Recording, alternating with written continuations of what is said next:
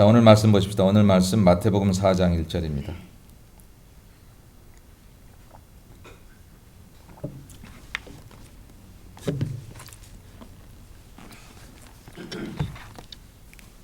마태복음 4장 1절 말씀.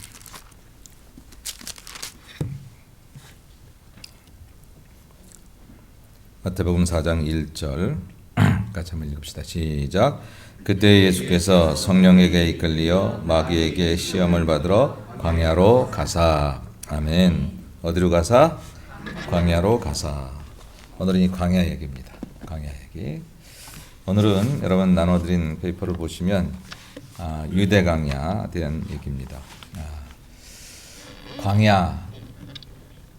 광야라고 하는 말을 이렇게 생각할 때 그냥 아주 아무것도 없는 사막 같은 평야 이렇게 생각할 수 있는데, 사실 유대 광야는 평야가 아니고 산지이기도 하고 협곡이기도 하고, 다윗이 내가 사망의 음침한 골짜기로 다닐지는, 골짜기는 위에서 아래로 내려온다든지 아래에서 위로 올라가는, 그게 광야 가운데 있는 모습들 중에 하나야.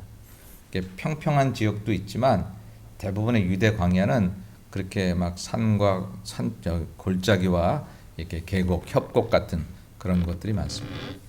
제가 성지순례 가서 가장 인상 깊었던 지역 중에 하나가 이 광야인데, 사실은 이번 코스에는 이 광야를 직접 걷는다든지 좀 광야를 좀 더 직접 가깝게 들어가서 하는 그런 코스는 좀 없었어요. 그래서 조금 좀 아쉬움이 있었는데, 어쨌든 좀 이렇게 아마 여러분도 가시면 그런 광야가 새로운 느낌으로 좀 다가올 수 있을 것 같아요. 자, 먼저 여러분 사진 한번 보세요. 유대 광야를 얘기할 때에 일단 그 맨 왼쪽에는 유대 광야라고 써 있는 광야의 모습들, 멀리서 그냥 전체적으로 찍은 모습들이 그렇습니다. 작은 능선들이 이렇게 계속해서 있고, 사실 그 밑으로 내려가면 또 큰 골짜기들도 있고 하는 그런 모습이고요. 그다음에 오른쪽이 예수님이 시험을 받으신 시험산. 예수님이 시험 받았다 광야로 갔다 그랬는데 평지로 간 게 아니라 시험산이라고 거기는 데 있어서 이게 밑에서 시험산을 이렇게 바라보는 그런 포스트가 있어서 거기까지 올라가지 못하고 밑에서 이렇게 저기가 시험산입니다 이렇게 그렇게 얘기합니다.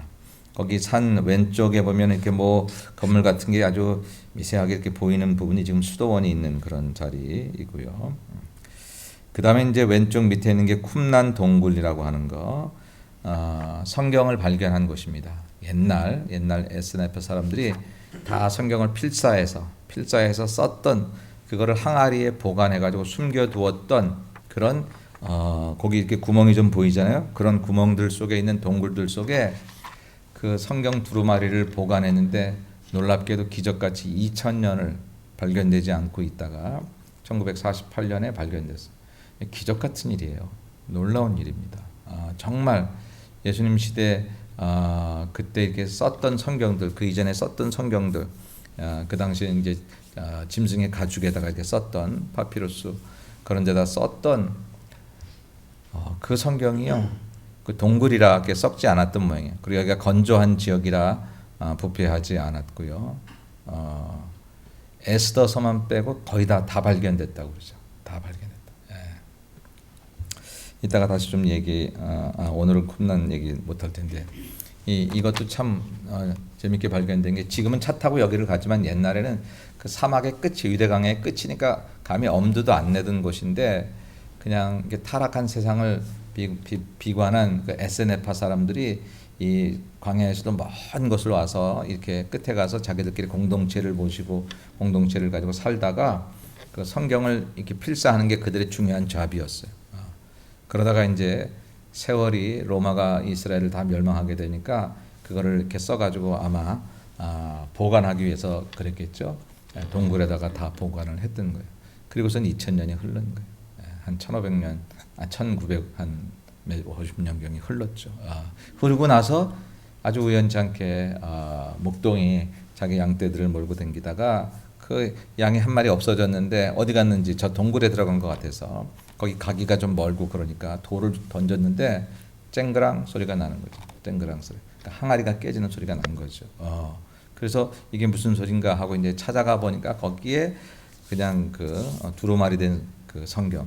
사실 이 사람은 그거를 그 목동은 그게 뭔지도 잘 몰라서 그냥 이렇게 거리에다가 저작거리에 내다 팔았다고 그래요. 그런데 어느 랍비가 그것을 보고 그걸 다 사들여 가지고 그랬다는 또 전설이 있기도 하고 뭐 그런데 참 어쨌든 그렇게 놀라운 일이 20세기의 최고의 발견이라고 말하는 그런 이 발견이 쿰란 동굴에서 이루어져 있습니다.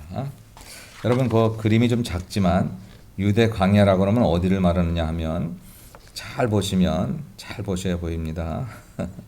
사해가 보이십니까? 사해 보이시나요? 네.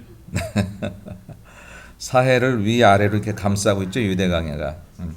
그 네모 그림 말입니다. 네모 그림 거기에 보면 사해가 있고 사해를 감싸고 있는 그 빨간 오렌지색 같은 거기에 이제 유대 광야라고 써 있죠. 그 부분을 유대 광야라고 얘기를 해요. 그래서 오늘은 사실 이 유대 광야에 대한 얘기를 하는 거예요. 그러니까 밑에 이집트 맨 밑에 내려오면 이집트 옆에 이제 이렇게 쭉 삼각형처럼 되어 있는 데가 다 이게 사막이에요.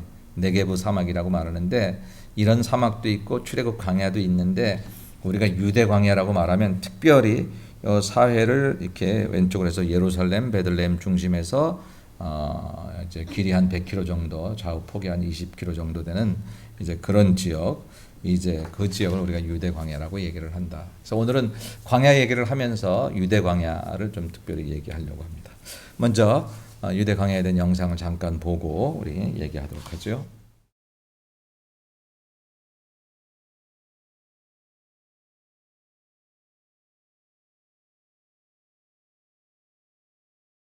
거기까지 이제 사실 엔게디 지역을 더 보여줄 수 있는 영상이 있으면 제가 계속 보여줬을 텐데 그거 이제 키부츠는 뭐 우리나라 새마을 운동 하듯이 이스라엘을 일으킨 그런 협동조합 운동이잖아요. 그래서 그 뒤 영상이 그냥 키부츠 내용에 관한 거 뭐 과일 키우는 거 뭐 식물 키우는 거 이런 거 나와 있어서 굳이 안 봐도 될 것 같고요.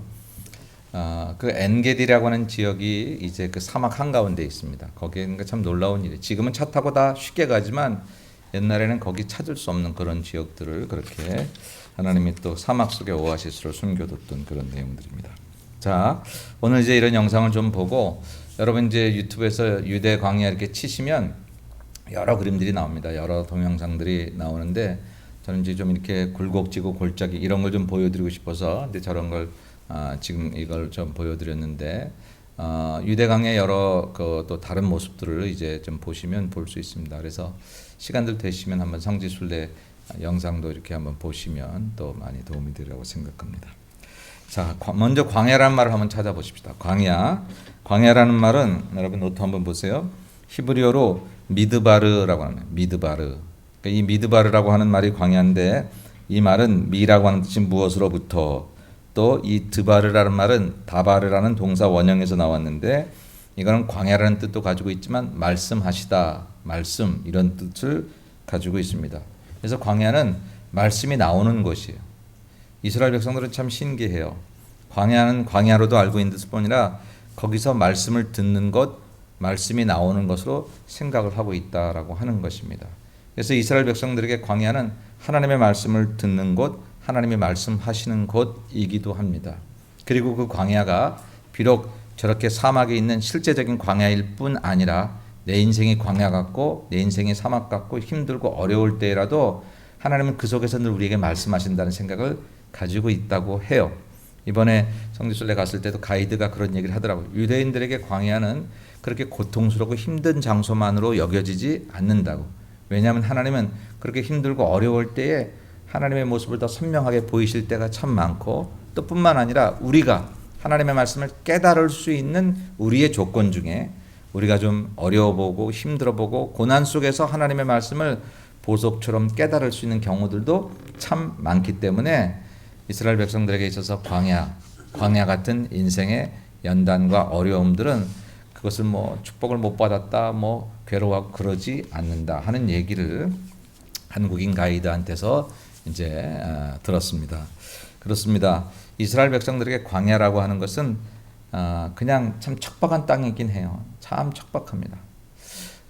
어딜 가면 우리 이제 이 LA에서 라스베가스 쪽에 가면 그래도 사막이라고 생각하는 데를 지나가잖아요, 그죠? 그래도 가시덤불도 있고 뭐도 있고 좀 그래 보입니다. 그래도 물 주면 뭐가 자라날 것도 같고 그런데 이 유대 광야를 보면 정말 아무것도 없는 것 같아요.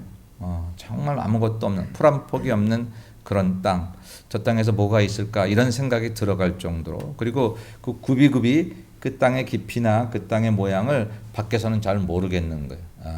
그게 뭐 산처럼 높은 지역은 아니더라도 협곡이 있고 골짜기가 있고 그리고 그러나 그 안에 길이 있고 또 때로는 어떻게 산처럼 높은 그런 데도 있고요.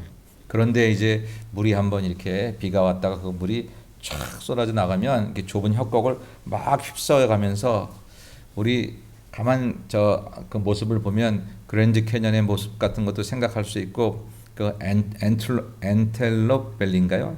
그 아주 뭐 들어가면 요상하게 보이는 거. 그 엔텔롭 밸리 같은 그런 모양도 저기서 찾아볼 수 있는 것 같아요. 그런 걸 보면서 인생의 광야는 우리 인생을 아름답게 만들고 우리 인생을 또 풍요롭게 만드는 그런 하나의 훈련 장소다. 그렇게 생각하는 것이 유대 백성들이 광야에 대해서 가지고 있는 마음들 중에 하나라고 합니다. 자, 그다음에 유대 광야의 위치는 아까 그냥 그림으로 본 거 기억하시면 되고요. 유대 광야를 생각할 때 꼭 기억할 지역이 몇 개 있어요. 기억하시고 거기다 적어 놓으셔도 좋겠는데 아까 얘기했던 엔게디. 이 엔게디는 유대 광야의 한 복판에 숨겨져 있는 참 보석 같은 오아시스예요. 오아시스. 그러니까 밖에서 어디 저런 데가 있을까? 그렇게 생각이 들 정도. 지금이야 관광객들이 다 이제 유치하고 뭐 차를 타고 다 다니고 그렇게 해서 이미 그렇게 뭐 쉽게 찾아갈 수 있는 것처럼 여겨졌지만 당시에는 찾아갈 수 없는 거예요. 바로 이 지역에 다윗이 사울을 피해 도망갔던 지역이에요. 사울이 그 군사들을 풀어갖고 다 잡아 죽인다고 할 때 그 사울을 피해서 도망갔던 그런 지역이니만큼 얼마나 이렇게 숨겨져 있는 곳입니까? 그런데 사막 한가운데 숨겨져 있다가 이거 웬걸 뭐 적군 때문이 찾아오는 사람 때문이 아니라 혼자 거기서 목말라 죽고 탈수 현상 나서 죽을 텐데 엔게디 안에는 오아시스가 있어요. 샘이 있어요. 흘러넘치는 물이 있다는 거예요. 그 사막 한가운데 광야 한가운데 어디 그런 곳이 있을까? 그래서 엔게디라는 단어를 좀 지역을 기억해 두시고요. 엔게디 하면 사막 한가운데 오아시스. 하나님 우리 인생이 아무리 사막 같아도 그 사막 같은 인생에 반드시 엔게디를 두신다는 사실을 여러분 꼭 기억하셔야 됩니다. 꼭 기억하세요. 생텍쥐베리 어린 왕자에 보면 어린 왕자가 그렇게 얘기하잖아요. 사막이 아름다운 여우가 얘기하던가요? 사막이 아름다운 것은 오아시스가 있기 때문이다. 그렇게 이야기를 하죠. 그다음에 마사다 다음 시간에 할 겁니다. 마사다는 유대 민족이 이스라엘 백성이 이제 나라가 멸망할 때 마지막 항전했던 그런 곳입니다. 참 인상 깊은 지역이죠. 그다음에 쿰란이 아까 보셨던 듯이 그 성경 4번을 발견한 것입니다. 그런 단어들 이런 중요한 지역들이 유대 광야 안에 다 있습니다. 그런데 보면 엔게디도 사울을 피해 도망 나왔던 다윗, 그리고 마사다도 로마를 피해 도망 나온 마지막 항전지로 피난 나온 이스라엘 백성들, 쿰란도 참으로 이렇게 타락한 세상을 피해서 이제 피난 나온 그런 에스네파 사람들. 유대 광야는 이런 슬픈 역사를 가지고 있지만 그 역사 속에서 더 정결하고 하나님의 뜻을 구하고 하나님의 뜻을 찾아가는 아주 거룩한 그런 지역으로 우리가 볼 수가 있습니다. 제 마음에는 이스라엘 그 성지 순례를 가면 유대 광야만 한 하루 이틀 마음 맞는 사람하고 가서 그냥 가면 저기는 이제 혼자 들어갔다가 괜히 차가 망가지거나 그러면 정말 도울 길이 없는 지역이니까 그런 준비를 잘 해가지고 그 광야에 가서 좀 뜨거운 태양볕에 그저 좀 기도도 하고 좀 그래봤습니다. 성경을 읽으면서 출애굽한 백성이 그냥 사흘길 오다가 조금 덥다고 그렇게 불평했던 것을 우리가 쉽게 생각했던 우리들인데 정말 그 불평이 나오지 않을 수밖에 없는 환경이라고 하는 것, 하루길도 그렇게 못 간다고 하는 것, 그 속에서 하나님의 종들이 어떻게 하나님을 만나고 살아왔는지를 보게 되는 그런 은혜가 또 한번 우리에게도 같이 있었으면 좋겠다 싶습니다. 넘겨보세요. 5번에 유대 광야와 성경 역사. 자, 유대 광야와 연결된 그런 성경의 역사들 중에서 대표적인 것은 다윗의 시편이 거기서 많이 나왔다라고 하는 거예요. 아까 얘기했습니다. 사울을 피해서 도망간 다윗이 이 엔게디 지역에 숨었어요. 엔게디 지역. 저희들이 그 엔게디 지역에 가서 이렇게 어느 정도까지는 올라갔거든요. 이렇게 저 산을 이렇게 등산하듯이 거기서 어디서 나오는지 물이 계속 흘러나오는 셈이 흘러나오고 있습니다. 거기에 사울을 피해서 도망갔었어요. 근데 사울이 이제 다윗이 거기에 숨어 들어갔다는 얘기를 듣고서 막 그 군사들을 풀어가지고 잡으러 오잖아요. 그냥 캄캄한 밤이 되게 캄캄하니까 근데 사울이 그냥 좀 이렇게 배가 아팠든지 급했든지 화장실 따로 없으니까 이렇게 동굴 속에 들어가서 거기서 볼일 보려고 그러고 있는데 그 속에 그 동굴 속에 다윗과 그 일행들이 숨어 있었잖아요. 그러니까 그 일행들이 이거 기회입니다. 이거 기회입니다. 사울을 죽일 기회입니다. 다윗이 안 죽이잖아요. 안 죽이고 다 사울의 옷만 조금 잘라요. 내가 당신을 이런 기회가 있었지만 죽이지 않았다는 것을 보여주려고 그가 얘기합니다. 하나님이 세우신 하나님이 기름 부으신 종을 내가 그럴 수 없다고 그렇게 이야기를 그런 장면들이 있었던 것이 바로 엔게디. 거기 가다 보면 동굴들이 이렇게 많아요. 동굴들이. 그게 어느 동굴 그 어느 동굴인지 모르지만 다윗이 숨어 있고 다윗이 또 같이 피난 나왔던 사람들과 때로는 눈물을 흘리면서 다시 성공하려고 다시 일어서려고 때로는 하나님과 만나면서 그 어려운 중에 그가 찬양하고 노래했을 바로 그 동굴들이 거기 그렇게 있었습니다. 그리고 이 유대 광야에서 보니까 사망의 음침한 골짜기를 다닐지라도 그래 그 골짜기가 유대 광야 안에 그렇게 많은 거예요. 그 양들을 키워봐서 알아. 그 골짜기를 다니다가 양들이 그냥 뚜룩 미끄러질 수도 있고 그러면 그냥 목자가 말입니다. 그 한 마리 양을 위해서 그 골짜기 이렇게 같이 돌이 부서지는 거기에도 위험을 무릅쓰고 그냥 가서 그것을 구해내오는 자기 스스로의 목동의 경험을 통해서 여호와는 나의 목자가 되시는데 내 인생에 사망의 음침한 골짜기를 내가 유대 광야에 한두 번 다녀봤나 그렇게 다녀봤던 그 광야에서의 경험을 그대로 살려서 노래하는 그런 다윗의 수많은 시편이 나온 지역이 바로 이 유대 광야다라고 하는 것입니다. 그리고 예수님이 시험 받으신 바로 이 광야가 또 이제 시험 사안에 있는 유대 광야다라고 하는 것이죠. 예. 그래서 유대 광야와 연결된 아까 지명들은 그냥 엔게디, 마사다, 쿰난 이런 정도 기억해 두고 유대 광야와 연결된 성경 역사 가운데 가장 대표적인 게 다윗 얘기와 예수님 얘기를 우리가 좀 생각해 볼 수 있겠다라고 하는 것입니다. 자, 마지막으로 유대 광야의 의미입니다. 그 유대 광야의 의미는 어떤 여기서 이제 유대자 빼고 광야의 의미는 어떤 의미를 가지고 있을까? 첫째로 광야는요 아무것도 없는 것입니다. 아무것도 없는 곳 그게 광야입니다. 그래서 오직 하나님만 의지할 수밖에 없는 곳이 바로 광야다라고 하는 그런 점에서 생각해 보면 여러분 우리는 광야라는 것이 필요할 때가 참 많다라는 거죠. 참 많아요. 우리는 너무 의지할 때가 많아요. 너무 의지할 때가 많아요. 때로는 돈도 의지하고 뭐 사람도 의지하고 경험도 의지하고 너무 의지할 때가 많으니까 하나님께 대해서 절박하지가 않아요. 광야는 정말 아무것도 없는 것 같아요. 정말 제가 그 가보고 싶다고 막 그렇게 말은 했지만 정말 가면 뭐 한나절 만에 제가 어떻게 투정을 할지 불평을 할지 모를 만한 그런 것. 아무런 인생을 보호해줄 도움이 없는 것. 거기서 짐승 만나면 뭐 죽을 수밖에 없는 곳일 수 있겠죠. 어쨌든 사람의 도움이나 그 모든 것을 도움받을 수 없는 곳. 오직 하나님만 의지할 것이다. 그래서 광야는 오직 하나님만 의지할 수밖에 없어서 하나님을 새로이 만나는 것입니다. 하나님을 새로이 만나. 여러분 세례 요한이 자란 곳이 어디라고요? 광야잖아요. 저는 그렇게 얘기를 합니다. 세례 요한은 어느 신학교를 나왔다? 광야 신학교를 나왔다. 광야 신학교 나왔는데 거기서 배운 제일 중요한 커리큘럼이 뭐였냐면 하나님만 바라보는 거예요. 하나님만 바라보는 거예요. 바라볼 사람이 없어요. 바라볼 인생도 없어. 경력도 없어요.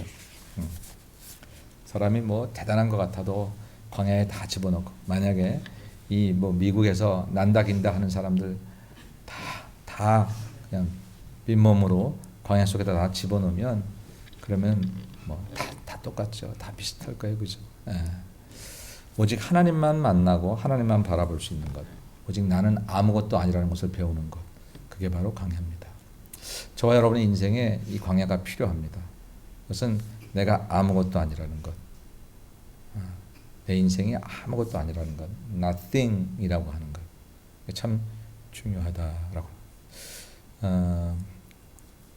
그것을 통해서 우리는 하나님의 진정 눈이 열려지게 되면, 그러면 이 아무것도 아닌 나를 하나님이 얼마나 존귀하게 여기는지를 알게 된다. 여러분, 모세가 몇 살 살았죠? 몇 살? 오늘 왜 이렇게 조용하십니까? 120살. 뭐 내 나이도 모르겠는데 남의 나이까지 여러분들이 뭐 그죠? 120살 살았는데 40살, 40살, 40살 이렇게 구분이 되죠. 40살은 어디에서? 궁중에서. 나머지 40살은 어디에서? 광야에서. 나머지 40살은 출애굽해서 이스라엘 백성들을 이끌고.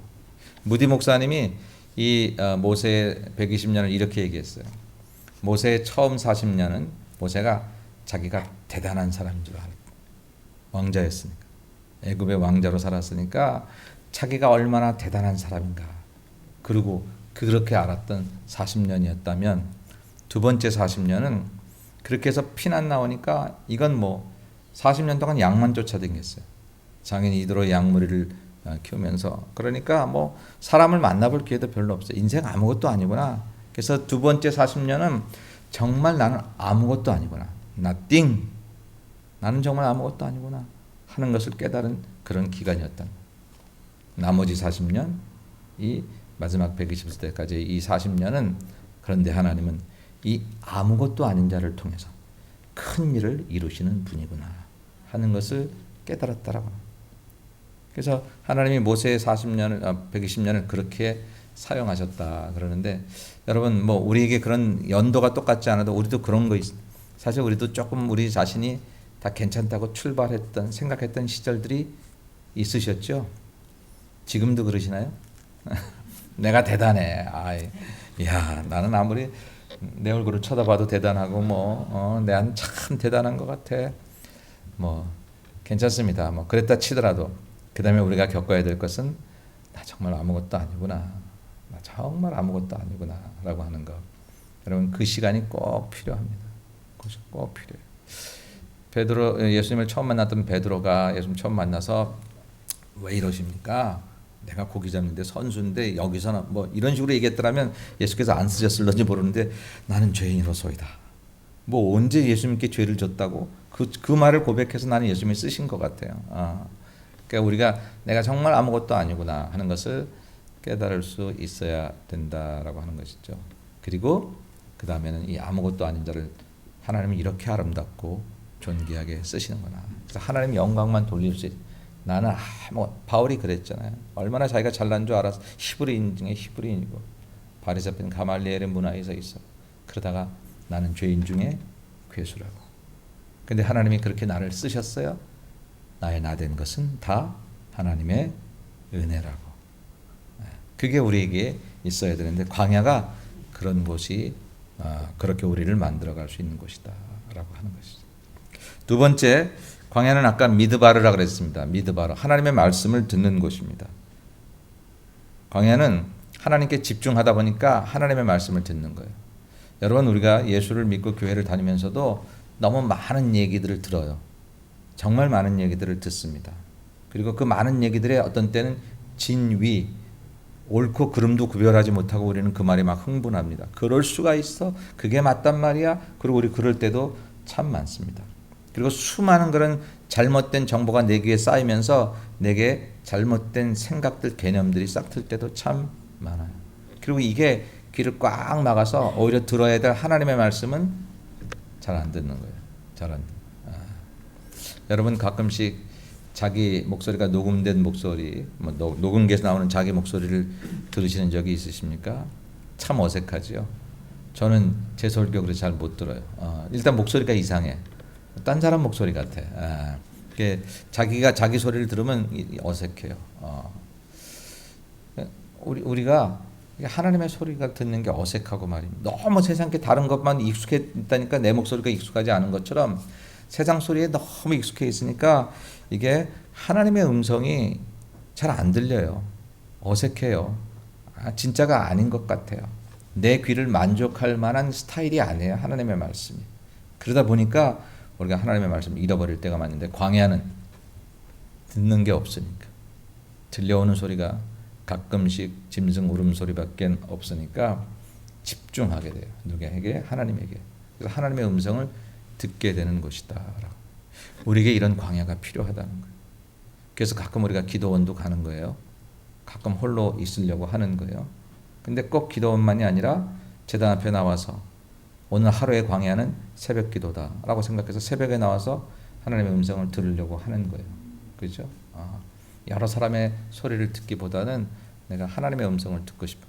여러분, 솔로몬이 지은 아가서에 보면 아가서 4장 12절에 솔로몬이 자기 술람 여인을 향해서 뭐라고 하면, 너는 덮은 우물이요 봉한 샘이요, 이런 얘기를 합니다. 덮은 우물이라는 거예요. 우물인데 참 맑고 아름다운 우물인데 덮어놔서, 왜? 이물질 끼지 말라고, 먼지 덮이지 말라고. 하나님이 우리를, 너는 세상에 좀 덜 노출될 수 없겠니? 세상 자랑에, 세상 명예에 너를 좀 덜 노출시키고 좀 나에 대해서 집중할 수 없겠니? 그래서 세상에 대해서 덮어놓기를 원하신다는 표현이라는 거죠. 그래요, 여러분. 그리스도인들이 세상 살아가는 건 맞지만, 그리고 세상에서 우리가 뭐 여러 가지 일들을 하고 사는 거야 당연하긴 하지만, 너무 세상에 우리가 드러나기를 바라서 하나님의 음성 듣는 일에 우리가 집중하지 못하는 것은 우리 인생의 절대적인 손해다라고 하는 거예요. 근데 광야는 그걸 듣게 하는 것이라. 그래서 저와 여러분의 인생에 광야가 있을 때 절대 나쁘지 않아요. 광야에서 주시는 말씀이 참 귀한 말씀이 많다라고 하는 것이죠. 그 다음에 세 번째 광야의 의미는 뭐냐면, 광야에도 길이 있다는 거예요. 길이 없는데 길이 있어요. 가면 죽을 것 같은데 그래도 길이 있다. 거기 어떤 길들이 있냐면, 첫째, 물의 길이 있어요. 아까 보셨죠? 와디라고. 건기에는 물이 없어요. 그래서 물길이 없어요. 그런데 우기가 되면 어디서부터 막 물이 쏟아져 내려와 가지고, 그래가지고 물길이 생겨집니다. 그래서 큰 비가 내리면 그냥 비어있던 자리에 홍수가 돼서 이렇게 물이 흐르는 곳이 됩니다. 그리고 그것이 다시 물이 마르면 사람이 걸어가는 그런 와디가 돼요. 걸어가는 길이 되더라라고 하는 것이죠. 그러니까 광야에 길이 있어요. 물길이 있어요. 여러분, 우리 삶 가운데 우리가 알지 못하는 길이 있습니다. 여러분 아시잖아요. 바다만 알았던 우리들, 바다 위만 알았던 우리들을 하나님이 바다를 여셔서 바닷속의 길을 걷게 하셨잖아요. 출애굽할 때 이스라엘 백성에게. 그건 아주 오래전 이스라엘 백성들만의 경험이 아니라 예수를 믿고 하나님을 믿는, 성경을 믿는 모든 이에게 동일하게 경험 주시려고 그것을 우리에게 샘플로 보여주셨어요. 내 인생에 길이 안 보여요. 근데 하나님은 어떤 분? 바다를 여셔서라도 바닷속의 길을 걷게 하실 수 있는 그런 분이라는 사실, 우리가 그것을 기억하자. 또 광야에는 양의 길이 있어요. 양의 길. 가이드가 유대 광야를 지나가면서 차를 타고 가는데, 저기 보이십니까? 저 광야에 이렇게 옆으로 쫙 금처럼 나가 있는 게, 가만 보니까 금처럼 이렇게 보이는데 그게 양의 길이래요. 양들이 그걸로 다닌대요. 그 척박한 땅에 먹을 것이 없는 것 같은데도 양은 먹을 걸 찾는데요. 그리고 그 다니는 길로 다녀서 그게 길이 이렇게 나 있다라고 하는 것입니다. 양들이 우리가 볼 땐, 야, 저기선 먹을 거 하나도 없네, 죽겠네 그랬는데 살 길을 찾아가더라고. 살 길. 물론 목자를 통해서 찾아가는 것이긴 하지만, 그래서 이 양의 길을 보면서, 야, 광야에도 살 길이 있구나, 사는 길이 있고 생명의 길이 있구나라는 생각을 가집니다. 이런 거 생각하면 제일 어리석은 게, 자기 인생길 안 보인다고 투덜거리고 주저앉고 그러는 거가 제일 어리석은 인생. 양들도 자기 살 길 찾아가는데, 양들도 그 길을 구축하며 그렇게 걸어가는데, 세상에 제일 미련한 짐승 중에 하나가 양이라는데, 그런데 그 양도 그 길을 만드는데, 하나님의 형상을 가지고 있는 사람들이 인생이 좀 힘들고 어려울 때가 있기는 하지만 그것 때문에 길이 없는 것처럼 생각하는 것은 참 아니더라라고 하는 것이죠. 내가 길이 안 보인다고요? 길이 안 보이면 어때요? 길이신 예수를 보면 되지. 내가 길이요 곧 진리요 생명이라, 그분 따라가면 되는 거니까. 이거 내가 말장난하거나 그냥 이렇게 좋은 말로 여러분들의 귀를 즐겁게 하려고 하는 게 아니라, 예수는 살아계신 우리의 구세주시고 그분은 성령으로 오늘도 우리가 동행하시는 분이니까, 여기서 공부할 때만 반짝 이렇게 우리 마음속에 계시다가 우리가 세상으로 나가기 시작하면 싹 없어지는 분이 아니라 오히려 그 속에서 우리를 더 이끌어 주시는 분이니까 길이 안 보이거든 길 보려고 애쓰지 말고 길이 안 보인다고 그냥 투덜하지 말고 길이신 예수를 더 확실하게 보세요. 그럴 때 더 길이신 예수를 만나세요. 그분을 더 확실하게 만나면 그 안에 길이 있고 예수 안에 생명 있고 능력 있음을 발견하게 될 것입니다. 우리가 그 믿음을 갖는 것 유대 광야에서 저 아무것도 아닌 양들도 저 미련한 양들도 자기 길을 찾아가는데 우리가 한번 다짐해 볼 수 있어야 할 것입니다. 그 다음에 목자의 길. 목자는 항상 양들을 살리는 길로 갑니다. 그런데 그 목자의 길과 하나님의 길을 저는 같이 보지요. 그리고 16년 전 우리 교회를 시작할 때 저는 그 길을 선포하고 교회를 시작했었습니다. 아무것도 없었으니까, 광야였으니까, 사막이었으니까, 아무것도 없었으니까. 근데 하나님이 광야의 길을 내신다는 거예요.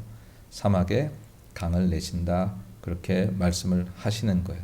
그래서 보라 내가 새 일을 행하겠다고 약속하셨던 그 말씀 이사야 43장 19절의 말씀이 우리 교회 제가 교회 시작하기 전에 받았던 말씀이잖아요. 한번 보실까요? 거기 이사야 43장 19절 같이 한번 읽어보죠. 시작. 보라 내가 새 일을 행하리니 이제 나타날 것이라 너희가 그것을 알지 못하겠느냐 반드시 내가 광야의 길을 사막에 강을 내리니. 아멘. 그래서 여러분 지난주 주보를 잘 보시면 지난주 주보 아레오바고에 뭐 사진들이 좀 있었죠.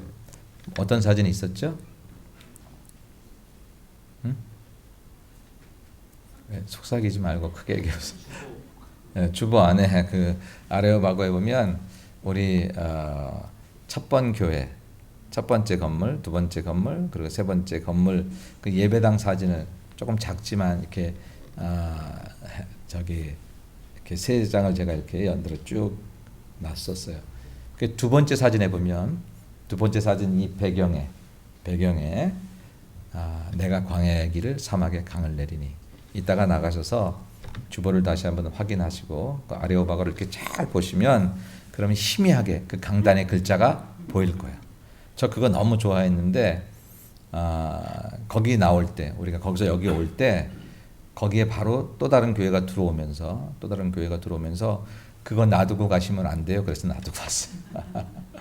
여기 여기에는 어울리진 않지만 거기 좀 작았으니까 근데 그게 좋다 그래서 광야의 길을 사막에 강을 내시는 하나님. 길이 없지 않더라고요.